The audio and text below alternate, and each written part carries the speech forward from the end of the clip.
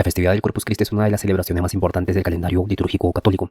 Su nombre completo en latín es Solemnitas Sanctissimi Corporis et Sanguinis Christi, que significa literalmente Solemnidad del Santísimo Cuerpo y Sangre de Cristo. Fue instituida en el siglo XIII por el Papa Urbano IV en el 1264, tras los milagros ocurridos por la Santa Julia de Cornillón, que era una monja belga que había promovido la adoración del cuerpo de Cristo en una festividad muy grande. Entonces, tiene esta parte teológica donde se celebra la presencia real de Jesucristo en la Eucaristía, ¿no? En el pan, en el vino que se consagran durante la misa.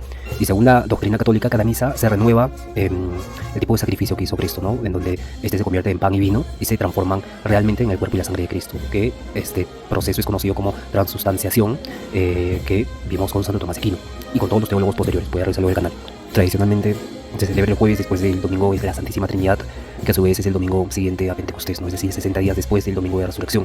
En muchos países donde se festeja esta tradición no es feriado, pero en países latinoamericanos sí lo es.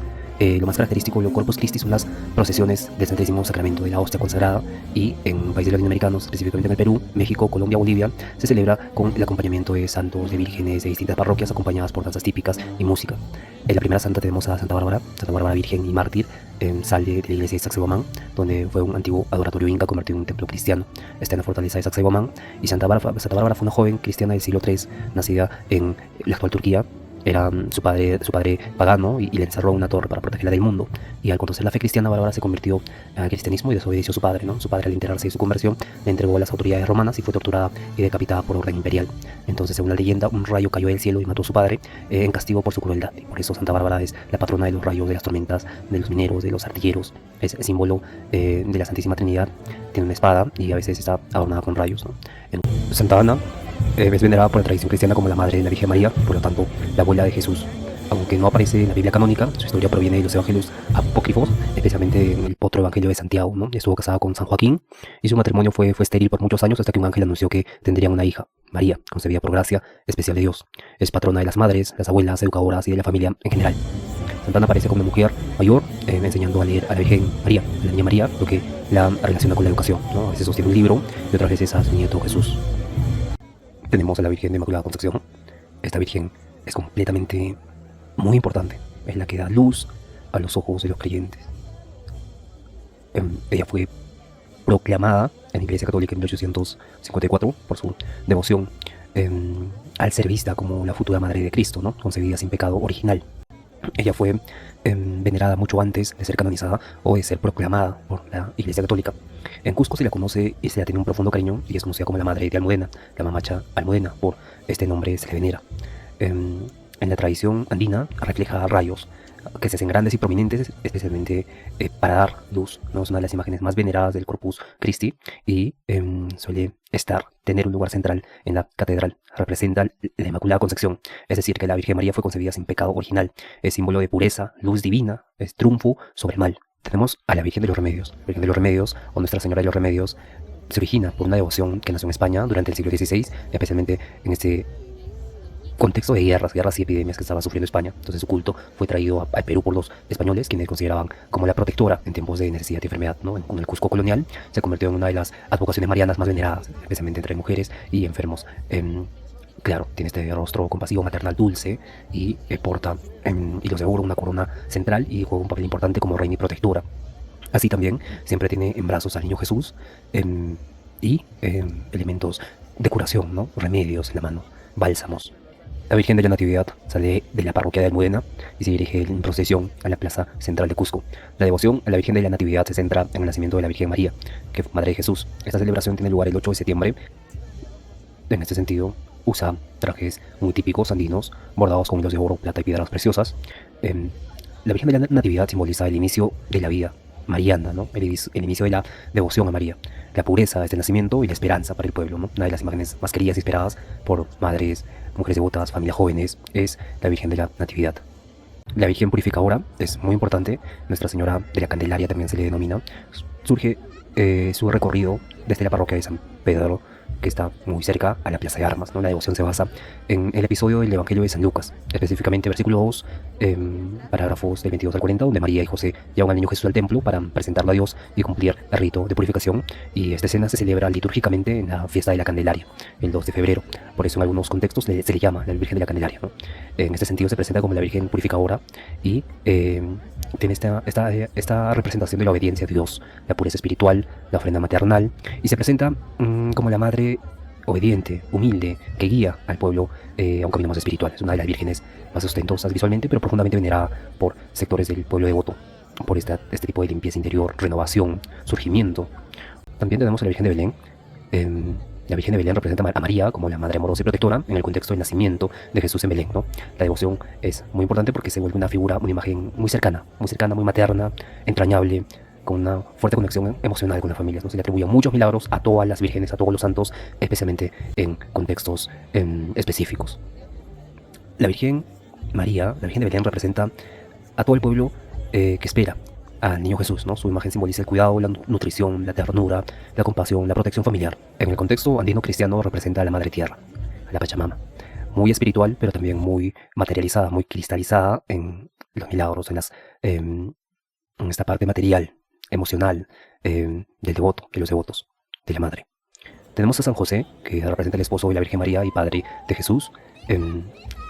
Bueno, tiene origen, su recorrido empieza desde la iglesia de San Cristóbal, y en la tradición cristiana se representa como el padre justo, protector, humilde y trabajador. Fue carpintero y guardia de la familia sagrada, ¿no? Un hombre obediente a Dios. Y en Cusco, en muchos pueblos andinos, es profundamente venerado por ser el patrón del hogar, del trabajo, el patrón de los padres de familia.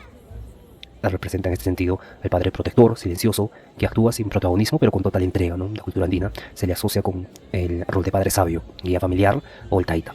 Y su participación resalta este valor de la familia. Tenemos también a San Pedro Apóstol, tiene una parroquia en Cusco e iniciaba la procesión, ¿no? San Pedro fue uno de los 12 discípulos de Jesús. Originalmente fue pescador y era llamado Simón. Jesús lo nombra como Pedro, que significa piedra, ¿no? Y le dice: tú eres Pedro y sobre esta piedra edificaré mi iglesia. Mateo 16-18, entonces se le considera el primer papa, el fundador de la iglesia y un símbolo de autoridad espiritual. Muere como mártir en Roma, crucificado con la cabeza hacia abajo por orden del emperador Nerón específicamente. Y entonces San Pedro representa la autoridad eclesiástica, ¿no? La unidad de la iglesia y la fidelidad de Cristo, ¿no? En el contexto andino es percibido como el protector poderoso, firme como una piedra, ¿no? Que guarda la comunidad cristiana. Su presencia en la procesión destaca y claro, es un fundamento doctrinal y espiritual para toda la fe católica. También tenemos a Santiago. Santiago es uno de los 12 apóstoles de Jesús. Era símbolo de guerra, símbolo de fortaleza del cristiano, ¿no? Era el protector guerrero.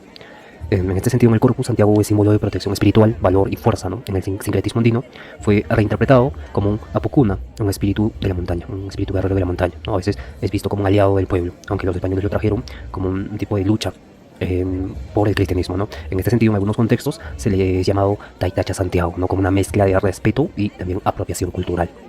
Tenemos a San Blas también. San Blas claro, tiene un propio templo, es un obispo y mártir. Muchas veces se le da este tipo de vestimenta específica, ¿no? Con ponchos, chullos, un sincretismo muy interesante, ¿no? Él es obispo y fue médico en la actual Turquía y fue mártir en el siglo IV, ¿no? Cura tanto personas como animales y representa la sanación, representa la sabiduría, representa la protección de los oficios tradicionales, ¿no? Su barrio es San Blas, es famoso, muy famoso este barrio por ser la cuna de artesanos, escultores, pintores cusqueños, ¿no? Es símbolo de identidad espiritual pero a la vez conectado con el pueblo. Tenemos a San Jerónimo. San Jerónimo es el doctor de la iglesia. Fue un sabio cristiano del siglo IV, que básicamente es reconocido como uno de los 4 doctores de la iglesia latina, ¿no? Junto con San Agustín, San Ambrosio y San Gregorio. Vivió como eremita, practicando la penitencia y el estudio profundo de las escrituras. Es considerado el patrono de los estudiosos, de los bibliotecarios, de los traductores. Representa la sabiduría cristiana, representa la austeridad, la reflexión sobre la muerte, la fuerza espiritual. Y su imagen se asocia con el pensamiento profundo, con el sacrificio, con la resistencia interior, ¿no? En el sincretismo andino puede vincularse con sabios curanderos que viven aislados en el aislamiento, ¿no? Con el valor sagrado del conocimiento y adquiriendo, siempre conectando con el pueblo, siempre. Luego tenemos a San Sebastián. San Sebastián es un distrito muy grande, pero este santo también fue un mártir, ¿no? Fue un soldado romano y mártir cristiano del siglo III. Sirvió en el ejército del emperador Diocleciano, pero practicaba en secreto la fe cristiana, ¿no? Fue condenado a morir fusilado con flechas, ¿no? en este tipo de árbol donde se le sacrifica, ¿no? Pero sobrevivió milagrosamente, por lo que es un símbolo de resistencia ante el sufrimiento. Murió luego de recibir una segunda ejecución. Representa la resistencia espiritual ante la adversidad, ¿no? La protección contra las epidemias, las pestes y todo el mal.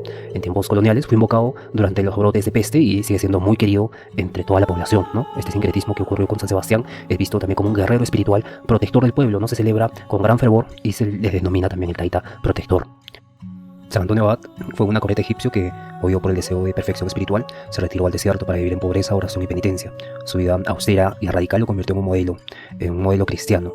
Entonces su ejemplo dio origen a numerosas comunidades monásticas, ¿no? Por eso se le denomina el padre de los monjes, por lo que es muy reconocido. Entonces su influencia fue clave en el desarrollo del monocato en Oriente y Occidente. San Antonio representa la protección del campo, ¿no? En la mentalidad andino-cristiana se le ve como el guardián de la naturaleza, guardián de las chacras, del ganado. Entonces su figura recuerda que la vida interior, la oración, el desierto, debe redundar en cuidado del prójimo y de la creación, ¿no? La naturaleza. La procesión de San Antonio inicia desde San Cristóbal, acompañado por músicos, danzantes, campesinos que llevan pequeños animales para bendecirlos, y también tienen una universidad, ¿no? Entonces alumnos de esa universidad, como también profesores y partes administrativas, realizan esta procesión. San Cristóbal fue un mártir en el siglo III. Su nombre significa el portador de Cristo. La leyenda más popular cuenta que ayudaba a cruzar ríos peligrosos a los viajeros, ¿no? En un día se cuenta que cargó un niño que resultó ser el propio Jesús. Por eso se le venera como protector de los caminos, de los caminantes, de los conductores. Es uno de los santos más representantes en las iglesias y en las capillas antiguas, ¿no? Cerca a las entradas de las ciudades. Entonces representa esta fuerza protectora divina, el servicio humilde y desinteresado, y sobre todo la fe en acción, ¿no? Como su parroquia está encima de un cerro, él vigila, el Cusco está en lo alto, lo cual refuerza la función de guardián de la ciudad, ¿no? En el sincretismo andino, y también se lo relaciona con los apus. Los apus son Dios mismo encarnados en las montañas, que son protectores de las ciudades, que son protectores de todos los que habitan en una ciudad. Entonces cada ciudad tiene distintos protectores. Todo el mundo está, de hecho, protegido por los apus, porque son la sangre de Cristo que cuida a sus hijos.